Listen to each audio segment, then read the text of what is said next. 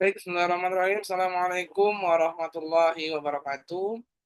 Salam sejahtera bagi kita semua.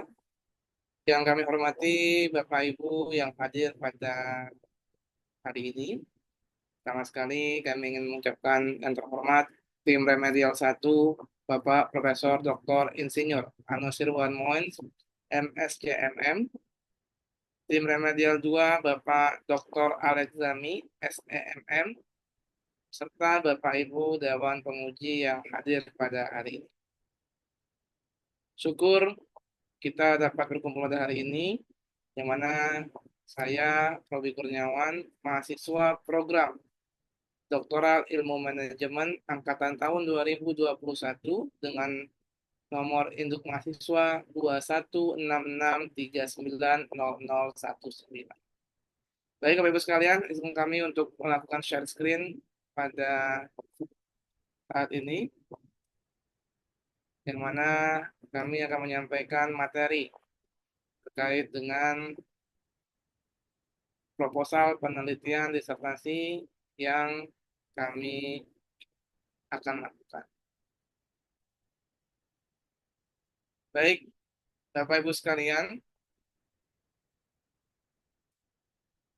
adapun judul penelitian kami pada hari ini terkait dengan determinan kepuasan kerja dan implikasinya terhadap kinerja karyawan pada perusahaan distributor spare part mobil di Kota Batam.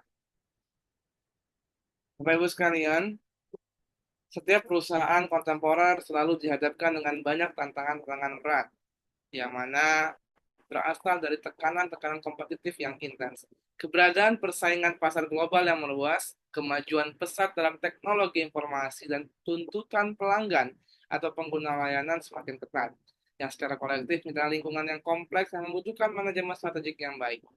Memang, masalah kinerja tetap menjadi perhatian dalam entitas manapun, karena efektivitas atau keberhasilan organisasi tersebut pada dasarnya didasarkan pada metrik kinerjanya terlepas dari sifat atau industrinya. Pada periode tahun 2019 hingga tahun 2023, industri otomotif di Kota Batam mengalami berbagai macam dinamika yang dipengaruhi oleh pertumbuhan ekonomi, investasi, dan juga perubahan jumlah kendaraan bermotor. Pertumbuhan ekonomi dan investasi dapat dilihat bahwa ternyata terdapat pertumbuhan signifikan selama periode ini. Tahun 2023 pertumbuhan ekonomi mencapai dengan 7,04% dibandingkan dengan tahun-tahun sebelumnya. Nah, berikutnya lagi adalah dinamika bisnis modern.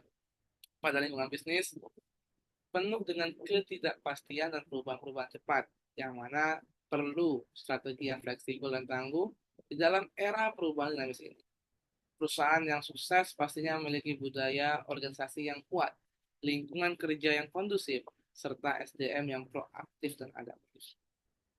Kembali kepada kondisi ekonomi di Kota Batam, industri otomotif di Kota Batam mengalami peningkatan jumlah kendaraan roda 4. Data yang kami dapatkan yaitu pada tahun 2021 terdapat 5.602 unit kendaraan bermotor khusus roda 4 dan 2022 meningkat di 8.406 unit roda 4. Melihat angka ini semua menunjukkan bahwa ternyata persaingan bisnis otomotif semakin tinggi. Munculnya bengkel-bengkel baru serta distributor baru menjadi hal yang menarik pada tantangan kali ini. Persaingan di industri distribusi spare part mobil dapat kita lihat bahwa saat ini jumlah distributor utama meningkat.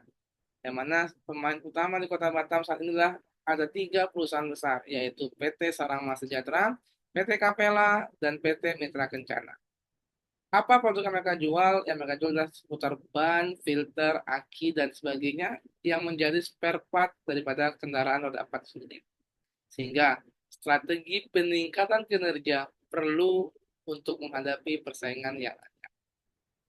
Berdasarkan hasil perbandingan target dan pencapaian penyelesaian pekerjaan pada perusahaan distributor kendaraan tahun 2020 hingga 2022, terlihat bahwa tahun 2020 realisasi pencapaian penyelesaian pekerjaan sebesar 88% hingga 90,5%. Tahun 2021 ternyata ada realisasi menurun menjadi 82% hingga 85,4%. Namun pada tahun 2022 mengalami peningkatan kembali sebesar 87,5 hingga 89,5%. Kesimpulan yang dapatkan dari tabel inilah ternyata kinerja karyawan mengalami fluktuatif yang cukup tinggi dan belum mencapai target 100%. Nah, di balik itu juga kami melakukan sebuah prasurvei, yang mana dalam hasil prasurvei kami ditemukan ternyata 33,3% karyawan tidak setuju bahwa visi, misi, dan tujuan organisasi disampaikan dengan baik. Ini menjadi hal yang menarik untuk kita teliti. Kenapa mereka tidak mendapatkan informasi terkait visi, misi daripada perusahaan itu sendiri. 30% karyawan merasa kurang mampu dalam mengerjakan tugas baru. Artinya, karyawan-karyawan yang ada sangat hanya nyaman dengan pekerjaan-pekerjaan yang itu saja dan tidak ingin menerima sebuah tantangan baru. Nah, lalu juga beberapa aspek budaya, organisasi, dan kebudayaan masih menjadi masalah yang perlu dipertanyakan. Baik, ini adalah identifikasi masalah yang kami temukan di perusahaan spare part mobil di Kota Batam. Pertama, optimalisasi dari karyawan belum sepenuhnya direalisasikan sehingga akibatnya pengaruhi keseluruhan output masa pekerjaan. Kedua, walaupun lingkungan telah dirancang dengan baik, namun ternyata masih gagal memfasilitasi peningkatan kinerja yang optimal. Lalu juga ada budaya organisasi yang tandai dengan kebiasaan dan nilai positif telah ditetapkan, namun pelaksanaan praktik ini masih belum optimal. Nah, perlunya ada kepribadian karyawan yang mencerminkan sebuah nilai dari organisasi. Banyaknya ketidakpuasan kerja yang terus-menerus dibutuhkan peningkatan pengunduran diri karyawan selama beberapa tahun terakhir. Lalu juga kolaborasi yang tidak memadai di antara karyawan berkontribusi pada suasana kerja yang merugikan antara atasan dan bawahan. Lalu juga ada kekurangan dalam keterlibatan kepemimpinan dan kurangnya penekanan pada nilai intrinsik pengembangan karir karyawan. Pemberian kompensasi tinggi kepada karyawan yang tidak secara inheren menyeratkan bahwa mereka diperlengkapi untuk melakukan tugas secara efektif, mempunyai kepuasan kerja karyawan sebagai besar dasar pada kepuasan finansial, di mana remunerasi diterima melebihi upah minimum telah ditetapkan oleh pemerintah daerah. Lalu kemampuan karyawan dengan latar belakang pendidikan yang sarjana maupun sekolah menengah sebagian besar menduduki peran tertentu secara signifikan mempengaruhi potensi mereka untuk meningkatkan kinerja mereka sendiri. Yang menjadi batasan masalah kami adalah pertama, variabel atau ruang lingkup penelitian kami, yaitu ada kepuasan kerja, lingkungan kerja, budaya organisasi, dan kepribadian. Yang mana variabel Y-nya adalah di kinerja karyawan itu sendiri. Nah, berikutnya adalah subjek, objek, dan waktu penelitian. Subjek penelitian ini adalah karyawan-karyawan yang bekerja pada objek penelitian di perusahaan distributor spare part mobil di Kota Batam. Yang mana waktu penelitian ini dilakukan sekira dari Desember 2024 hingga Desember 2025. Rumusan masalahnya adalah pertama, apakah budaya organisasi berpengaruh terhadap kepuasan kerja karyawan pada perusahaan distributor spare part mobil di Kota Batam? Apakah lingkungan kerja berpengaruh terhadap kepuasan kerja karyawan pada perusahaan distributor di Kota Batam? Apakah kepribadian berpengaruh terhadap kepuasan kerja karyawan? Lalu apakah budaya organisasi, lingkungan kerja, dan kepribadian berpengaruh secara bersama-sama terhadap kepuasan kerja karyawan? Lalu apakah budaya organisasi memiliki pengaruh terhadap kinerja karyawan? Lalu apakah lingkungan kerja berpengaruh terhadap kinerja karyawan? Apakah kepribadian berpengaruh terhadap kinerja karyawan? Apakah kepuasan kerja berpengaruh terhadap kinerja karyawan? Dan yang terakhir, apakah budaya organisasi, lingkungan kerja, kepribadian, dan kepuasan kerja secara bersama-sama berpengaruh terhadap kinerja karyawan? Sehingga tujuan penelitian pada saat ini adalah terkait dengan sebelumnya, rumusan masalah sebelumnya, untuk menganalisis dan membuktikan secara empiris pengaruh budaya organisasi terhadap pekerja, menganalisis dan membuktikan secara empiris pengaruh lingkungan kerja terhadap kepuasan kerja, menganalisis membuktikan secara empiris pengaruh kepribadian terhadap kepuasan kerja, menganalisis dan membuktikan secara empiris pengaruh budaya organisasi, lingkungan kerja, dan kepribadian secara bersama-sama terhadap kepuasan kerja, lalu juga menganalisis dan membuktikan secara empiris pengaruh budaya organisasi terhadap kinerja, lalu juga untuk menganalisis dan membuktikan secara empiris pengaruh lingkungan kerja terhadap kinerja karyawan, untuk menganalisis dan membuktikan secara empiris pengaruh kepribadian terhadap kinerja karyawan, dan juga untuk menganalisis dan membuktikan secara empiris terkait pengaruh kepuasan kerja terhadap kinerja karyawan, dan yang terakhir adalah untuk menganalisis dan membuktikan secara empiris pengaruh budaya organisasi, lingkungan kerja, dan kepribadian, serta kepuasan kerja secara bersama-sama terhadap kinerja karyawan pada perusahaan distributor spare mobil di Kota Batam. Penggunaan penelitian ini secara teori dan praktis. Teorinya untuk menambahkan ringkasan wawasan atau pengetahuan, sedangkan menggunakan kerangka kognitif peneliti yang dalam penerapan praktisnya dari pengetahuan ini diperoleh dalam lingkungan akademik, sehingga memfasilitasi implementasi pengetahuan ini dalam konteks dunia nyata atau praktik yang diamati. Secara praktis, hasil ini dianggap berperan penting bagi perusahaan dalam meningkatkan kinerja karyawan melalui budidaya lingkungan kerja yang kondusif, pembentukan budaya organisasi yang kuat, dan promosi kepuasan karyawan, sehingga mempengaruhi kinerja karyawan secara keseluruhan di perusahaan distributor spare part mobil di Kota Batam. Baik, state of the art dari penelitian ini secara substansial. Penelitian ini mengeksplorasi secara substansial menggabungkan menjadi satu model antara lingkungan kerja, budaya organisasi, kepribadian kerja, khususnya di bidang distributor spare part mobil. Objek penelitian ini mengenai perbedaan dibandingkan yang lainnya, yang mana penelitian ini menjadi objek di bidang distributor spare part mobil di Kota Batam.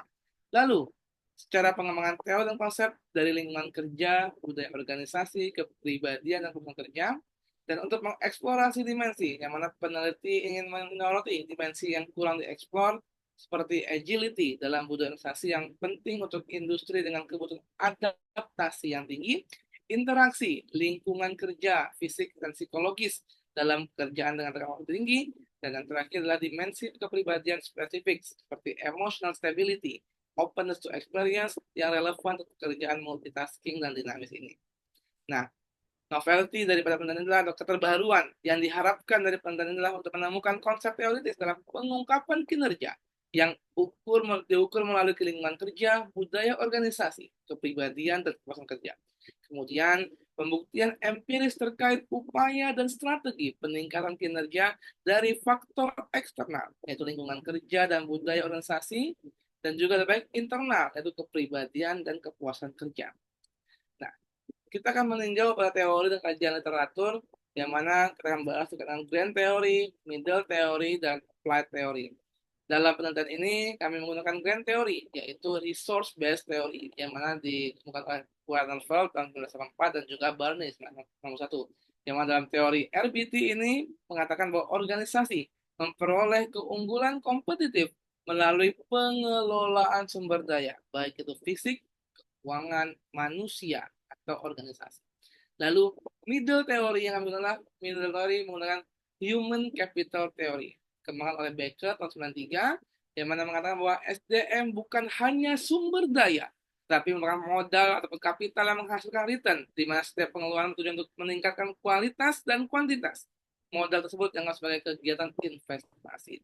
Maka, secara applied theory, kami mengambil adalah kombinasi antara RBT dan HCT, yang mana RBT memandang SDM sebagai aset unik dan langka yang sulit ditiru, sedangkan HCT menekankan bahwa investasi dan pengembangan SDM dapat meningkatkan produktivitas dan kecepatan kerja. Pengelolaan SDM harus memperhatikan faktor budaya organisasi, lingkungan kerja, dan kepribadian. Berikutnya kami terkait dengan kinerja karyawan, yang mana kinerja karyawan adalah hasil dari proses yang direfleksikan dan dievaluasi selama durasi tertentu, berdasarkan pada kondisi atau perjanjian yang telah ditetapkan sebelumnya. Nah, berikutnya ada dimensi-dimensi yang kami ambil. Pertama adalah input, yang indikator terkait dengan visi misi, program kerja, dan juga quality. Lalu di output, kami mengambil indikator terkait dengan quantity dan juga quality. Lalu di hasil, kami melihat kepada quality dan timelines. Lalu di manfaat kami melihat pada need for a supervision. Dan pada dampak kami melihat interpersonal impact. Baik, lalu ada kepuasan kerja. Kepuasan kerja adalah kondisi emosional dan psikologis yang mencerminkan sejauh mana karyawan merasa puas atau tidak puas terhadap pekerjaan mereka. Apa yang menjadi dimensi kami? Pertama, pekerjaan itu sendiri dengan indikator ketidakpuasan dalam pekerjaan. Lalu pelaksanaan tugas sesuai dengan standar prosedural. Kedua, terkait dengan gaji, yaitu kepuasan dengan gaji yang diterima dan kesesuaian jumlah gaji yang diterima. Lalu ada promosi, terkait dengan kepuasan dengan sistem promosi yang ada, atau promosi diberikan kepada karyawan yang memenuhi target kinerja kerjaan, maaf. Lalu ada pengawasan, kerangka pengawasan kerja, serta pengawasan dilakukan dengan interval 3 mingguan, atau kolega terkait dengan dukungan dari rekan kerja atau bantuan dari rekan kerja dalam menyelesaikan tugas-tugasnya. Secara lingkungan kerja, kami mengambil kepada dua dimensi, yang mana lingkungan kerja sendiri merupakan ruang interaksi antara individu yang terlibat dalam suatu organisasi untuk melakukan kegiatan yang berhubungan dengan pekerjaan. Yang mana dimensinya ada dua. Yang pertama adalah fisik, terkait dengan infrastruktur pekerja, ruang kerja, daftar dan fasilitas ibadah, dan juga penerangan dalam ruangan. Lalu secara non fisik adalah terkait dengan hubungan interpersonal di antara rekan kerja, dinamika hubungan karyawan dan atasan, hubungan yang mapan dengan masyarakat, faktor lingkungan sosial, dan kapasitas dalam berkolaborasi. Dan terakhir, berikutnya adalah budaya. Kita melihat bahwa budaya sebagai kekuatan sosial yang tak terlihat, yang mendorong individu untuk terlibat dalam kegiatan berhubungan dengan pekerjaannya. Ada dimensi integrasi, profesionalisme, inovasi, tanggung jawab, dan akurasi. Berikutnya, terakhir adalah kepribadian karyawan, yang mana kepribadian adalah aspek dinamis dan terintegrasi dari seorang individu yang diekspresikan melalui cara kognisi, emosi, dan perilaku yang khas dan konsisten yang menggambarkan reaksi daripada seseorang terhadap berbagai macam keadaan. Ada berbagai macam dimensi. Pertama adalah ekstraversi terkait dengan individu yang bertekad dan orang yang suka berteman. Lalu ada kesesuaian terkait individu yang suka berkolaborasi dan patuh. Ada kesadaran akan individu yang dapat diandalkan dan seorang menunjukkan tanggung jawabnya. Ada stabil emosi bagaimana individu percaya diri. Seorang dalam fondasi yang kuat dan terakhir keterbukaan. Di mana seorang individu secara persepsi terhadap pengalaman baru dan juga seorang yang menunjukkan kreativitas yang baik dalam pekerjaannya. Nah, rangka berpikir daripada penelitian ini seperti yang kami lihatkan di dalam gambar ini, bahwa hipotesa yang kami dapatkan yaitu diduga dapat pengaruh budaya organisasi terhadap kepuasan kerja, diduga dapat pengaruh lingkungan kerja terhadap kepuasan kerja, diduga terdapat pengaruh kepribadian terhadap kepuasan kerja, diduga terdapat pengaruh budaya organisasi, lingkungan kerja, dan kebebasan sama-sama terhadap kepuasan kerja. H5 diduga terdapat pengaruh budaya terhadap kinerja karyawan. H6 diduga terdapat pengaruh lingkungan kerja terhadap kinerja karyawan. H7 diduga terdapat pengaruh kepribadian terhadap kinerja karyawan. H8 terdapat pengaruh kepuasan kerja terhadap kinerja karyawan. Dan terakhir H9 diduga terdapat pengaruh budaya organisasi, lingkungan kerja, kepribadian, dan lingkungan kerja secara bersama-sama terhadap kinerja karyawan sendiri.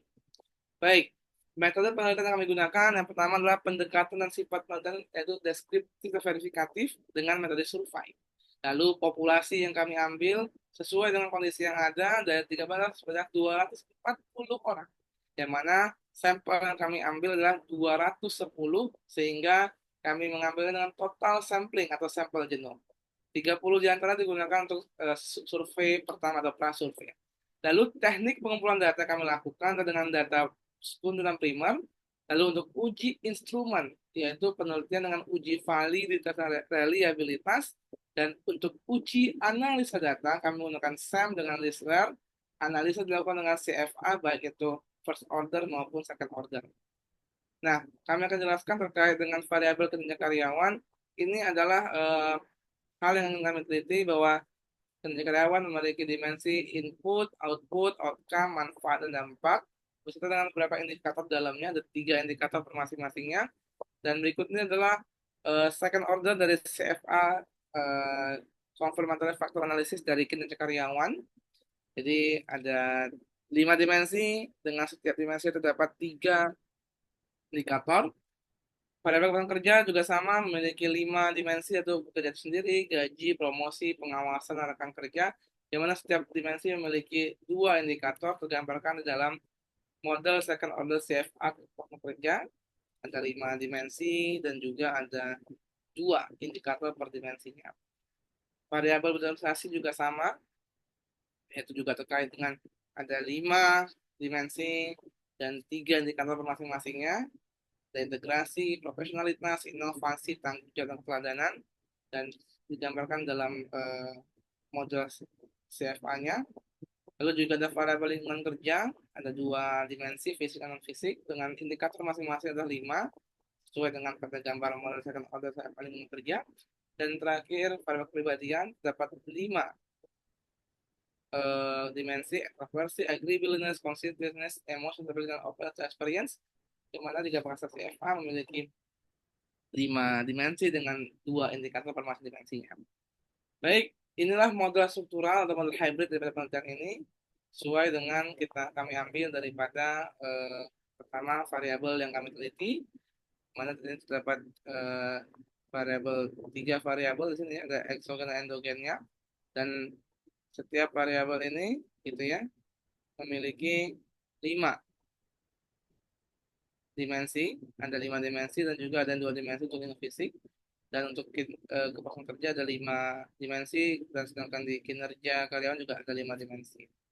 Dan kriteria uji hipotesis kami yang pertama adalah hipotesis H1, H0 tidak dapat pengaruh budaya organisasi secara parsial terhadap kepuasan kerja, atau HA-nya adalah terdapat pengaruh budaya organisasi secara parsial terhadap kerja dengan kriteria uji T, yaitu lebih dari 1,96 dengan P kurang dari 0,005. Lalu H2 juga H0 tidak dapat pengaruh lingkungan kerja secara parsial terhadap lingkungan kerja, dan HA-nya dapat pengaruh lingkungan kerja secara parsial terhadap lingkungan kerja, sama dengan sebelumnya dengan kriteria uji, yaitu uji T lebih dari 96 dan dengan P kurang dari 0,05. H3, H0-nya tidak dapat pengaruh keberadaan secara parsial terhadap kepuasan kerja, dan HA-nya dapat pengaruh keberadaan parsial terhadap kepuasan kerja karyawan. Untuk H1, H2, H3 tolak ukurlah menggunakan uji T. Lalu untuk H4-nya terdapat tidak pengaruh antara variabel organisasi, lingkungan kerja sama-sama terhadap kepuasan kerja karyawan, dan HA-nya dapat pengaruh variabel organisasi, lingkungan kerja dan kemudian secara terhadap kepuasan kerja karyawan. Ini diuji secara uji F, di mana uji F lebih besar dari F double dengan P kurang dari 0,05. H5 yaitu uji hipotesisnya adalah H0 tidak terdapat pengaruh variabel dalam kinerja karyawan, dapat pengaruh variabel antara kinerja karyawan, budaya dan kinerja karyawan, HA-nya terdapat pengaruh variabel budaya dan kinerja karyawan. Lalu H6-nya tidak terdapat pengaruh variabel lingkungan kerja dan secara parsial terhadap kinerja karyawan. Lalu juga A-nya terdapat pengaruh variabel lingkungan kerja secara parsial terhadap kinerja karyawan.